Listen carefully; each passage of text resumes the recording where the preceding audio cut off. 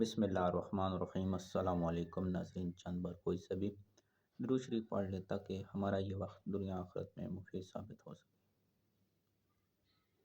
بھوک و افلاس کی انتہا سے مالداری کا سچا واقعہ۔ ناظرین، ایک عورت اپنا واقعہ لکھتی ہے کہ میں حمل سے تھی تو تیسرا یا چوتھا مہینہ تھا۔ شوہر کا کاروبار مکمل طور پر عروج پہ چل رہا تھا۔ ہر چیز کی اللہ پاک نے فروانی دی ہوئی تھی، اور اسی طرح جب مال و دولت ہوتا ہے تو لوگوں کی فروانی بھی ساتھ شامل حال ہو جاتی ہے۔ کچھ ٹائم گزرا تو لوگوں کے حسد اور تانا زنی کی وجہ سے رزق آہستہ آہستہ کم ہونا شروع ہو گیا۔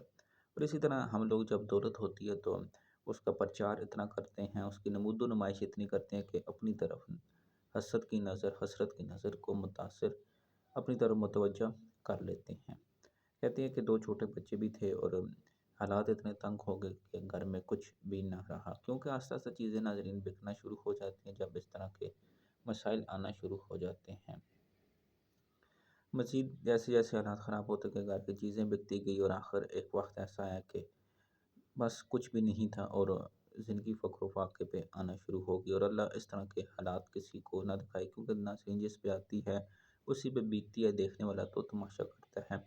پھر وہ محترمہ فرماتی ہیں کہ مجھے موبائل پہ ایک میسیج ملا جس کے اوپر ایک مختصر عمل لکھا ہوا تھا کہ ایک جمعے سے دوسرے جمعے تک اللہ پاک رزق کا بندوبست کر دیتے ہیں اگر یہ شخص کوئی عمل کرتا ہے۔